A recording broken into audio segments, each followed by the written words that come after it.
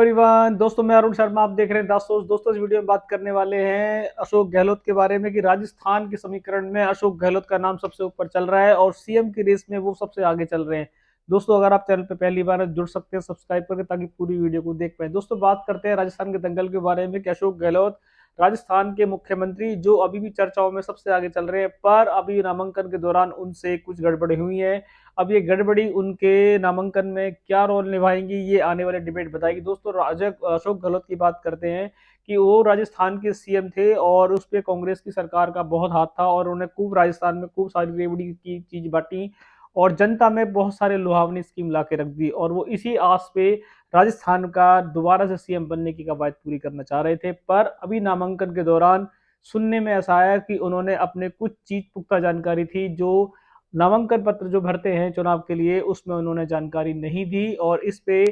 किसी पार्टी के विरोधी ने उनको इस बात की जानकारी रखते हुए उनकी शिकायत चुनाव आयोग से कर दी है कि अशोक गहलोत जैसा नेता, दिग्गज नेता, अगर चुनाव आयोग के सामने अपनी पूरी जानकारी नहीं देता है तो शायद उनका नामांकन रद्द हो सकता है। सरदारपुरा से वो खड़े होते हैं और सरदारपुरा से जब उन्होंने नामांकन भरा तो बड़े गाजे वाजे से नामांकन भरा, काफी पब्लिक जुटाई, और वो जिस तरीके से आज भी राजस्थान में चाहे बीजेपी हो चाहे कोई भी सरकार हो,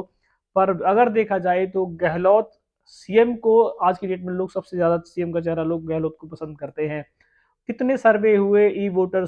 सबने अपने लाख सर्वे करा लिए, अगर सीएम का जब भी सर्वे हुआ तो उसमें अशोक गहलोत सबसे ऊपर 42% पे आए, और देखा जाए सचिन पायलट उनसे नीचे आए, और थर्ड पे देखा जाए तो वसुंधरा राजे चल रही थी। पर ये जानबूझ से गलती की गई है या अनजाने में गलती की गई है कि नामांकन जैसी प्रक्रिया, कोई अशोक गहलोत कोई बच्चा तो है नहीं, अशोक गहलोत कोई पहली बार तो खड़े हो नहीं रहे, वो दिग्गज चेहरा है और राजस्थान का सीएम का वो चेहरा है। और कांग्रेस पार्टी और अशोक गहलोत अगर ऐसी गलती कर दें कि नामांकन के दौरान अपने कुछ तथ्य अगर चुनाव आयोग को नहीं देंगे, तो शायद एक उनके लिए करारी तमाचा है। और अगर ऐसी गड़बड़ी वास्तव में, जिसने भी शिकायतकर्ता ने ये शिकायत चुनाव आयोग को कराई है कि अशोक गहलोत ने ये जानकारी पूर्ण रूप से नहीं दी है, और अगर वास्तव में शिकायतकर्ता की बात में दम है और चुनाव आयोग इस पे कोई एक्शन लेता है,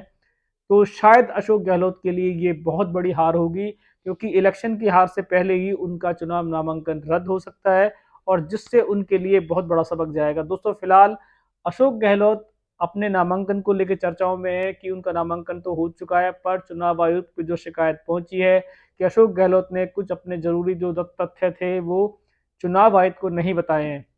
अगर ये जानकारी सटीक है और चुनाव आयुक्त को शिकायतकर्ता की बात में दम नजर आता है, तो शायद वो अशोक गहलोत के नामांकन के लिए उनको एक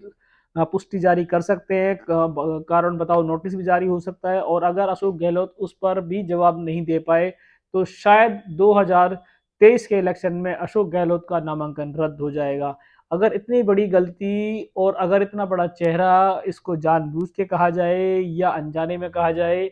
ये तो अशोक गहलोत से जब चुनाव आयुक्त तलब करेगा और उनसे पुष्टि जारी करने के लिए बोलेगा, तो शायद अशोक गहलोत ही अपनी पुष्टि को प्रॉपरली रख पाएंगे। अब आने वाला समय बताएगा कि अशोक गहलोत की ये गलती चुनाव आयुक्त या तो माफ कर देगा, या इतने बड़े चेहरे को दोबारा से एक मशवरा दिया जा सकता है, उनको एक कारण बताए नोटिस दिया जा सकता है, जिससे अशोक गहलोत आने वाले समय में ऐसी गलती ना करें। पर अगर चुनाव आयुक्त की मर्जी के ऊपर डिपेंड है कि अगर वो चाहे और अशोक गहलोत की जो बात है उसमें वास्तव में कमियां हैं, तो शायद वो इस नामांकन को रद्द भी कर सकता है। दोस्तों फिलहाल हमने राजस्थान के रुझान पे पूरा वर्क किया हुआ है और अशोक गहलोत के इस रुझान पे हमारी नजर है। अगर चुनाव आयुक्त इस अशोक गहलोत के नामांकन पे कोई अपनी प्रतिक्रिया जाहिर करता है तो हम आपको सबसे पहले बताएंगे। अगर आपने हमारे चैनल को अब तक सब्सक्राइब नहीं किया तो जुड़ सकते हैं, ताकि आने वाली सभी डिबेट आप टाइम पे देख पाएंगे। दोस्तों मैं अरुण शर्मा मिलूंगा नई सोच के साथ, तब तक अपना ध्यान रखें। नमस्कार।